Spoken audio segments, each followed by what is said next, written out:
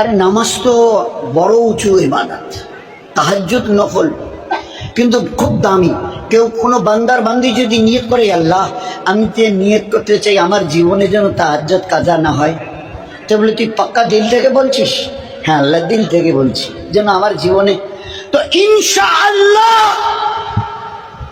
আমি আল্লাহর নামে কসমকে বলতে পারি জীবনের সারা বছরের এক ওয়াক্তের তাহাজ্জুদ কাজা হবে না। চা আপনি রাত 11টা 12টায় 1টায় শেষ হন, 3টা 3:15 আল্লাহ আপনার চোখ খুলে দেবে।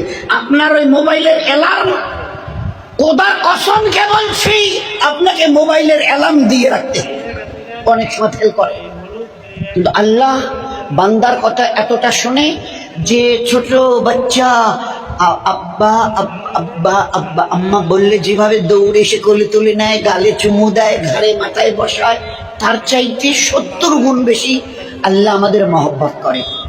তো ওই ছোট বাচ্চার কথা যদি মা বাপ না ফেলে, তার 70 গুণ বেশি দয়া যদি আমাদের প্রতি থাকে, আমি বলবো আর আল্লাহ শুনবে না হয় কখন?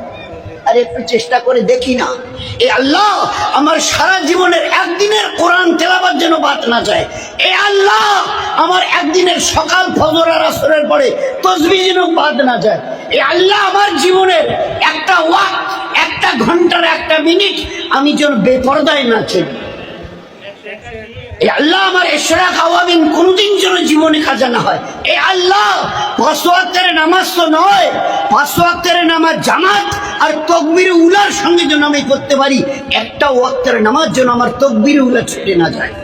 আমি কসম দিয়ে যদি বলতে বলেন, আমি কসম দিয়ে বলতে পারি আল্লাহর জাতের উপরে একটা ওয়াক্তের নামাজ আপনাদের আল্লাহ পাক তাকবীর উলা বাদ দিয়ে পড়াবে না।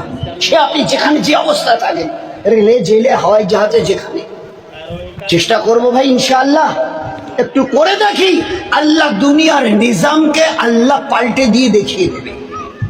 আজ তো দুনিয়ার নিজাম বুঝতে পারছি, তো আল্লাহ পাকের একটু ফরমাবরদারি, নবীর সুন্নতের তরিকার উপরে একটু চলা, ফের আল্লাহ গোটা দুনিয়ার নিজাম